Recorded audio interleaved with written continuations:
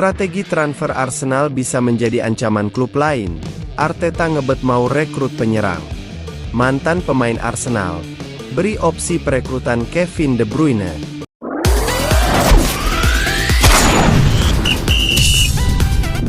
Arsenal telah mengambil langkah di bursa transfer musim panas, tetapi tindakan mereka tidak memenuhi harapan banyak orang. Musim 2024-25 Arsenal hampir berakhir, dengan satu pertandingan tersisa yang tidak lagi krusial.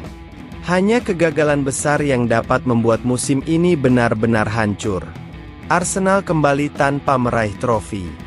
Baru-baru ini, mereka tersingkir di semifinal Liga Champions oleh Paris Saint-Germain, yang memastikan musim ini berakhir tanpa gelar. Meskipun ada banyak spekulasi mengenai tekanan yang dialami Mikel Arteta, manajemen di Emirates Stadium tidak melihatnya demikian. Arteta telah membangun tim sesuai dengan visinya, membawa Arsenal ke performa terbaik sejak mereka pindah dari Highbury pada tahun 2006. Posisi Arteta aman. Namun, ada pertanyaan besar mengenai skuad ini. Bisakah mereka bertransformasi dari penantang menjadi pemenang? Apakah musim buruk ini, meskipun ada kemajuan di Eropa, hanya merupakan kejadian sekali atau awal dari tren negatif? Apa yang diperlukan untuk menutup celah dengan tim papan atas? Arteta tampaknya sudah mengetahui area yang perlu diperbaiki. Namun, langkah awalnya justru terlihat tidak tepat. Ia dengan jelas menganalisis kekalahan 2-1 dari PSG di leg kedua dan kembali ditanya tentang kurangnya penyerang yang haus gol di skuadnya. "Saya paham," jawabnya. "Ketika kami menciptakan peluang dengan 5 expected goals tetapi hanya mencetak 1, wajar jika muncul narasi tersebut. Kami menganalisis dengan data dan sumber daya yang lebih banyak, tetapi intuisi banyak orang tentang kebutuhan tim juga penting untuk didengar. Bagi saya, jelas apa yang harus dilakukan untuk menjadi lebih baik dan meningkatkan peluang menang. Tidak ada yang bisa menjamin, lakukan ini, Anda akan juara Liga atau Liga Champions. Marginnya sangat tipis, dan banyak hal harus berjalan dengan baik untuk meraihnya." Arteta tampak menyadari masalah yang dihadapi Arsenal dan tahu cara untuk memperbaikinya, yang seharusnya bisa menenangkan para penggemar. Arteta mengakui bahwa Arsenal memulai musim dengan kedalaman skuad yang minim untuk bersaing di semua kompetisi. "Kami tahu sejak awal bahwa skuad kami sangat kurang, dan beberapa pemain rawan cedera berdasarkan riwayat mereka," ujarnya. "Kami tidak bisa mengubah itu. Ketersediaan pemain sangat penting untuk menjadi juara, dan Liverpool melakukannya dengan sangat baik, menjaga konsistensi pemain, sistem, dan atmosfer luar biasa di stadion mereka. Banyak elemen dibutuhkan untuk menjadi juara Liga Primer.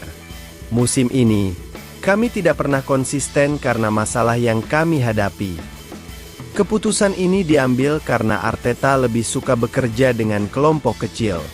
Namun, setelah 5 musim penuh melatih, skuad ini sepenuhnya merupakan hasil karyanya. Kekurangan dalam komposisi tim adalah tanggung jawabnya. Jika Arsenal menyadari skuad mereka kurang, mereka sebenarnya bisa bertindak. Ketersediaan pemain menguntungkan mereka dari 2022 hingga 2024, tetapi tidak dimanfaatkan. Arteta benar bahwa menjadi juara itu sulit, tetapi ini adalah faktor yang bisa mereka kendalikan. Arsenal telah bergerak di bursa transfer musim panas dengan kesepakatan untuk gelandang Real Sociedad, Martin Zubimendi, senilai 51 juta pound. Pemain berusia 26 tahun ini berkualitas dan akan mengisi kekosongan yang ditinggalkan Jorginho, sekaligus menjadi peningkatan dari gelandang veteran Italia tersebut. Nama lain yang dikaitkan adalah kiper Espanyol, Joan Garcia, dengan biaya sekitar 30 juta pound. Ia adalah pemain potensial, tetapi bukan prioritas utama, terutama karena Arsenal sudah memiliki kiper top, David Raya. Pembicaraan juga dilakukan untuk bek tengah Bournemouth, Dean Huijsen, yang memunculkan spekulasi mengenai masa depan William Saliba di tengah minat dari Real Madrid. Skuad inti Arteta tidak memiliki banyak ruang untuk melepas pemain guna menambah anggaran transfer. terutama dengan kepergian gratis Jorginho dan Thomas Partey. Jika 80 juta pound sudah dihabiskan untuk lini tengah dan belakang, berapa banyak lagi yang bisa mereka keluarkan untuk penyerang elit sebelum memperbaiki area lain? Mempertahankan skuad inti adalah langkah bijak. Tetapi kabar perpanjangan kontrak Leandro Trossard hingga 2029 terasa aneh. Pada tahun 2029, winger Belgia ini akan berusia 34 tahun. Meskipun masih berguna, performanya jelas akan menurun seiring bertambahnya usia. Mungkin ini bagian dari rencana untuk menjual Trossard nanti demi mendapatkan biaya transfer. Kontraknya saat ini habis pada 2026. Namun, dana dari penjualannya kemungkinan tidak akan signifikan untuk rencana transfer besar Arsenal. Posisi Trossard sebagai winger kiri yang bisa bermain sebagai penyerang seharusnya menjadi profil yang dicari Arsenal musim panas ini. Belum ada tanda-tanda bahwa mereka akan melepas Gabriel Martinelli. Mungkin ini semua adalah strategi jangka panjang yang tidak diketahui publik. Tetapi dari luar, langkah ini membingungkan. Jelas mengapa Arteta sering ditanya tentang minimnya rekrutan penyerang sejak ia melatih. Satu-satunya penyerang yang didatangkan adalah Gabriel Jesus. Sementara Kai Havertz disebut sebagai gelandang saat direkrut. Keengganan untuk mendatangkan penyerang tengah mungkin karena Arteta melihat peran itu sangat spesifik. Saat Jesus bergabung dari Manchester City pada tahun 2022, ia tampil seperti Ronaldo Nazario, menjadi pusat serangan Arsenal yang dinamis. Havertz, setelah beralih menjadi nomor 9, terlihat kaku, sementara Mikel Merino lebih cocok sebagai target man. Teori sederhananya, jika Bukayo Saka memiliki penyerang kompeten di kotak penalti, ia bisa terus memberikan umpan dan mereka bisa mencetak banyak gol. Namun, Arteta, seperti yang dijelaskannya setelah kekalahan dari PSG, tidak melihat itu sebagai kunci utama kesuksesan. Akan menjadi kesalahan besar jika Arsenal melewati bursa transfer lagi tanpa mendatangkan peningkatan di lini depan. Target mereka seperti Alexander Isak, Newcastle, Victor Gyökeres, Sporting, dan Benjamin Sesko, RB Leipzig, diperebutkan oleh banyak klub. Waktu sangat krusial bahkan sebelum bursa resmi dibuka. Selalu ada perdebatan mengenai Arsenal. Selalu ada poin yang memicu diskusi.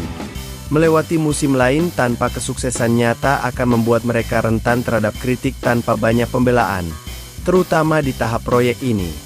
Arteta mengakui setelah pertandingan melawan PSG bahwa timnya harus lebih tajam di kedua kotak penalti. Arsenal sudah membuktikan bisa bertahan dengan kokoh, tetapi percikan di lini serang hilang dan tidak akan kembali tanpa bantuan dari luar. Mereka tidak bisa lagi mengabaikan kebutuhan akan kreativitas, bakat, dan ketepatan di kotak penalti lawan. Selain solusi eksternal, Arteta juga harus melakukan introspeksi. Kapten Martin Odegaard, misalnya, tidak boleh mengulangi performa buruk musim ini. Dari kandidat pemain terbaik menjadi playmaker yang rapuh tanpa ketajaman adalah bagian yang tidak terucap dari cerita Arsenal 2024-25. Jika krisis cedera kembali melanda, mungkin saatnya untuk mempertanyakan metode Arteta. Namun, saat ini, belum bisa disimpulkan seberapa besar kesalahannya, sehingga ia masih terhindar dari kritik tersebut. Namun, alasan ini tidak akan diterima oleh dunia luar untuk musim kedua berturut-turut. Musim panas ini akan menjadi yang terpenting bagi Arsenal dalam satu generasi, apapun hasilnya. Spekulasi mengenai masa depan Kevin De Bruyne terus berkembang, dengan salah satu rumor mengaitkannya dengan klub Premier League asal London, Arsenal. William Gallas, mantan pemain Arsenal, memberikan pandangannya tentang kemungkinan transfer ini. Ia berpendapat bahwa kepindahan De Bruyne ke The Gunners akan sulit terwujud karena keberadaan Martin Odegaard. De Bruyne telah menjadi pilar penting bagi Manchester City selama bertahun-tahun. Namun, di akhir musim 2024-2025, ia akan berpisah dengan The Citizens setelah tidak memperpanjang kontraknya. Pemain asal Belgia ini kemudian dikaitkan dengan beberapa klub, termasuk rival City, Arsenal. Saat ini, Arsenal memiliki lini tengah yang cukup solid, dengan Martin Odegaard sebagai salah satu bintangnya. Gallas percaya bahwa keberadaan Odegaard akan membuat manajer Arsenal berpikir dua kali sebelum merekrut De Bruyne. Kedua pemain memiliki gaya permainan yang serupa, sehingga akan sulit bagi Mikel Arteta untuk mengintegrasikan mereka dalam satu tim, karena permainan mereka bisa saling bertabrakan di lapangan. Odegaard telah menunjukkan performa yang sangat baik sejak bergabung dengan Arsenal, berperan sebagai pengatur serangan yang efektif dan sering menjadi kunci dalam menciptakan peluang bagi tim. Kevin De Bruyne mungkin menjadi opsi bagi Arsenal, tetapi ia akan bersaing dengan Martin Odegaard. Anda tidak bisa menempatkan dua pemain di posisi yang sama, dan itu bisa menyulitkan keduanya, ungkap Gallas, menyoroti tantangan yang dihadapi Arsenal jika mereka ingin merekrut De Bruyne. Saat ini, Arsenal sedang merencanakan strategi transfer untuk memperkuat skuad mereka dan telah bergerak cepat untuk merekrut gelandang baru. Mereka berhasil mendatangkan Martin Zubimendi dari Real Sociedad, yang menambah kedalaman stok pemain di lini tengah. Dengan demikian, Arsenal tidak memerlukan gelandang baru, melainkan membutuhkan penyerang tengah yang mampu mencetak banyak gol dalam satu musim.